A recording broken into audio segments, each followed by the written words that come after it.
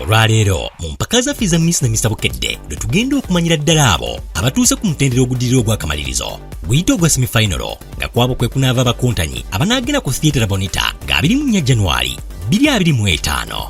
Ng'empaka zino ziteereddwamu ssente Njovu Estate Developers abatunda ettaka ku bbeeyi esoboka nga be batuwadde ebyapa ebigenda okugabirwa Miss ne Mr nga basinziira Nansana. Kuliko Sam's Food ab'obumpwankimpwanki okuva e Nansana nga buli obusangibwa mu dduuka ne supermarket yonna. Kuliko Al Hassan Tours and Travel abagenda okutulinyisa ebbaati nga bafunye air ticket ne visa okugenda mu nsi yonna gy'oba weetaaze nga bano bafunye n'abo abaagala okusuubula ebweru n'okubafunira obutale ebweru w'eggwanga okulina okutambuza ebyamaguzi ebyammwe nga tulina ne Diva Organic abajjanjabisa obutonde nga balina eddagala eritalina kabi eri monto. Kuliko n'ekyokunywa kya Romney's Wine nga bano baakenga akawoomo ng'ate ayambazza abasazi b'empaka n'abanjuzi y'omukyala Mariam Fashions. Nakuomba Nerea, usitoe mimba yangu we. Mungu akileta mtoto analeta sani yake, lete nitamrea. Usitoe mimba yangu we. Mungu akileta mtoto analeta sani yake. Huenda kawa Obama atawali Amerika, huenda kawa Rupita Oscar nazo akashinda, huenda kawa Wanyama acheze soka Uingereza, huenda kawa Kenyatta mwanzilishi wa taifa. Na kuomba Nerea, usitoe mimba yangu we. Mungu akileta mtoto analeta sani yake, huenda kawa Kagame atawale. Yes, it's good. It's performance nungi, uyimbye bulungi, dobozi lyero, you are natural.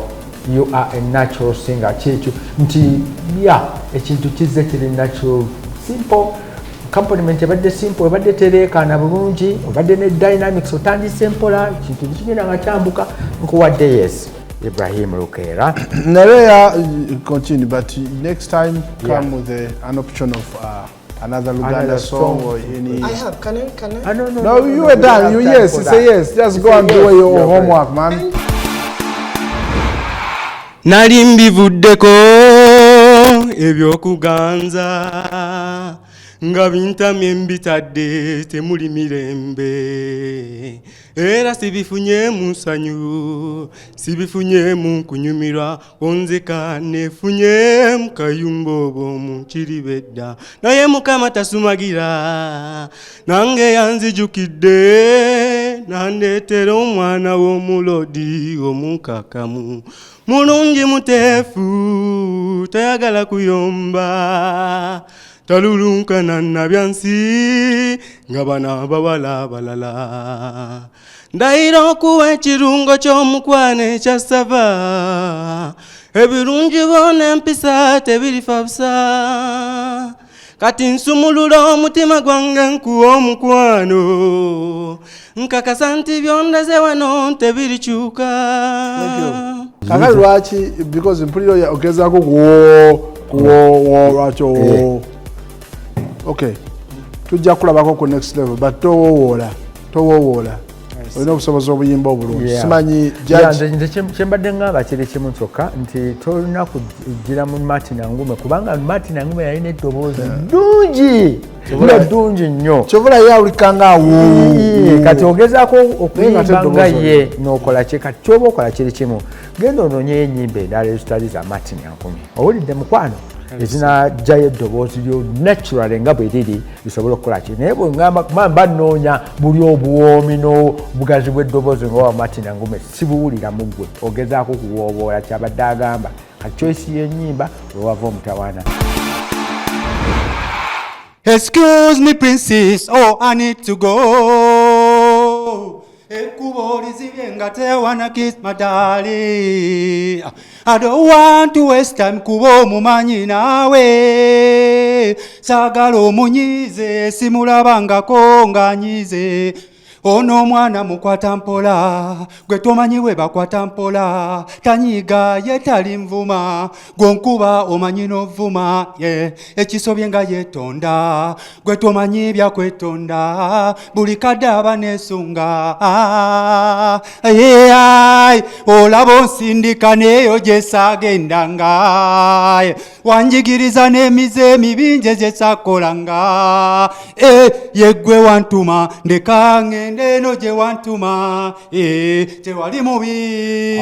Kati omutawaana oguliwo ogulaba guli bwe guti kwe kuwaawaala bwe nolowooza nti oli mu kuyimba gwe wantuma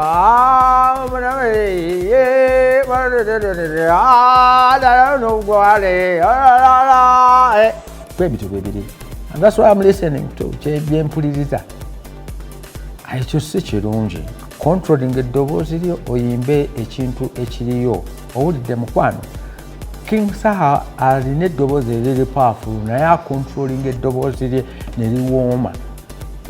Kyafuula oluyimba olubi ne lufuuka olulungi. Ye alina ability eyo. Olwaki? Kubanga ayimba bulungi, ayimba ne feeling. Otegera bw'oyagadde kugeegenya muntu n'oleeguula eddoboozi nemba nga sirina kyenkufiiringamu wadde n'akamu n'akeddagala. Nze simanyi luli wajja oba wayimba ki ow'Oluganda mwami Kaaya wayimba ki?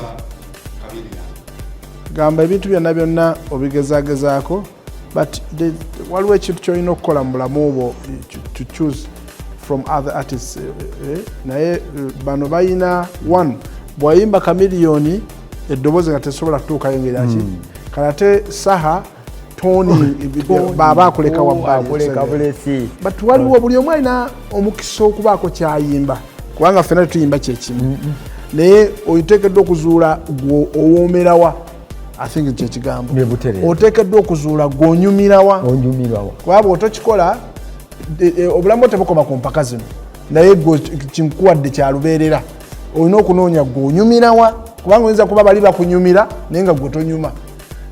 Okitegere kyentegeeza nze nali muyimbi wa rap okutandika okuyimba nali nyimba rap naye nga nze sinyumirayo ebyendi neeyisa yange biki nga tebitegeerekeka ngaka noonye wenkola ki wenyumira n'obulamu bwe buli olina obulamu bulina dynamics bulina choice osobola okuba choices nyingi so that is what you're going to do as your homework for now naye say no for me. Njagala tubeere nze nawe tusanyuke tujaguze aboleka bakole fitina kakibadugude kakibakone amazima olinga enjuba wotoyaka olwo kikome okwagala okulina kulabye lwakuba ensonyi ze zakunyiza lowooza kunze tunuulira nze fa kunze nzeka lowooza kunze dali bambikiriza kyenkusaba njagala tubeere nze nawe tusanyuke tujaguze aboleka bakole fitina kakibadugude kakibakone. Thank you. Nankunda tuddemu kapaati aka chorus ako lowooza kunze ta ta ta ta ta lowooza kunze tunuulira lowooza kunze lowooza kunze lowooza kunze lowooza kunze ta da da ta da da. Thank you. Okay, but it's okay. You can go. Nayenga no kuyimba nyimba no tusa not zayo.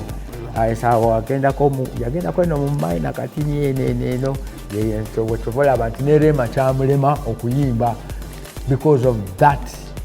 Yakolanga nnyo music wenga basingira ku music owaddala weyakolera. So I give you a yes, Sheila. Thank you, sir. But the choice of song no kuweekera olina okuflowinga bw'olimba okutula oyimba njagala tubeere nze naawe tusanyuke tujaguze ogenda okutula njagala ofulowinge saba kutumirako nawe tongoba nasuze bubingo wange gwendowooza byonna ebiwundu by'omutima n'ebitonya nga gwenjagala jali wala radio kasuubira juwulira kwensinzidde okutumira agenda narayo gy'olinga olimba okimanyi newemba kumpi nkumisinga. Mukyala Nakazibwe omwana w'ennyonyi olinayo oluyimba olulala osobola okuyimba nga lwa mukyala lw'omanyi? Omanyi buli kimu ky'abalamuze lino ttaka gimukosiga nabala amatooke ndiko n'amayuni ndi musiri gwa ffene n'emboga nze mama yasimba n'omuddo nakola kati buli kimu ky'abala yansesula amatabi n'obukoola. Simanyi naye nze mpulira mukwano gwange eddoboozi lijja kuyimba naye si kati weetaaga okukola training olina ekiwuggwe okyayimba ng'omwana omuto ate nga okuzeemuko okitegeera ekyejo kirina okuvaamu n'omanya nti okuyimba is a real business. Otandikidde kuyimba lwa musajja ate notalwambala bulungi noddako novaayo Dr. Kinakugamba olinayo oluyimba olulala nogira dutereera nobanga tere naye nga eno gyobadde omalira nga olabira ddala liringa tokuza eddoboozi tekitegeeza nti omuto tayimba abato negundi contest basobola okiwangula naye kiri ku ddoboozi lyo. Nkera kumuketta buli we bukyanga tambuza kasobo negendereza obutagwa mu bunnya saali yagadde amanye timubego lw'okuba guno omukwano guntuma gunjagaza yeera kiba kizibu nnyo okuteebereza nti naye bw'atyo bwawulira sirimba ono yandyawo kumanya yamalabo sikyasaawo n'obuyinza eri obulamu bwange yabuwamba yantwala linnya sirinya tunulanga talaba simanyi kikyanfudde abaye ningo muloge.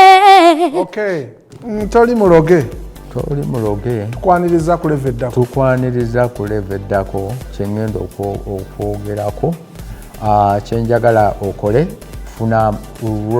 funa list y'ennyimba ennyingi naye nga zinyumira abantu ng'olwo oba nezoyo ezisingako kwolwo n'ez'abalala ofune listi ozikole training ennungi nnyo tusobole okutambula obulungi mukwano.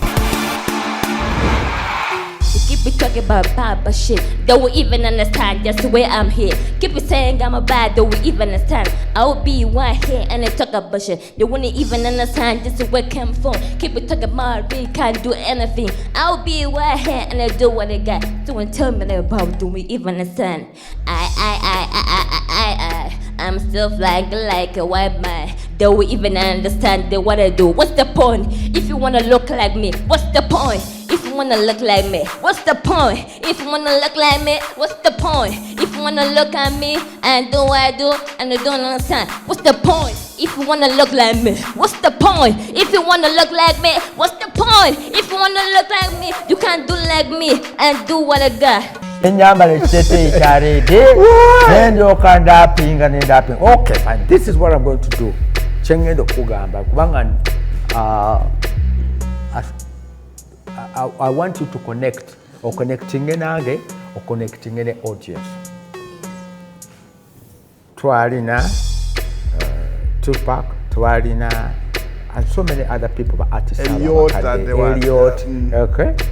Now when kulabira mu ya 50 cent kulabira mu Elliot. Njagala ogenda ofune oluyimba lwa Elliot. Eve yo baba gundi ezo nyimbe ezaaliwo which ze tusobola okuwulira ze tujjukira the songs that we can relate to owulidde okwateyo oluyimba kuzaaliwo towetaaga kujja kuwandika luyimba lwo. It doesn't matter whether you're singing somebody or rapping somebody's song. Nja okuleetera oluyimba nga a woman alina emyaka egyali 7 and she was rapping oluyimba lwa bandi ezaaliwo emyaka gy'ekinaana awo 9 na kinaki, but she was 70 years old. Okay, and she did it so well.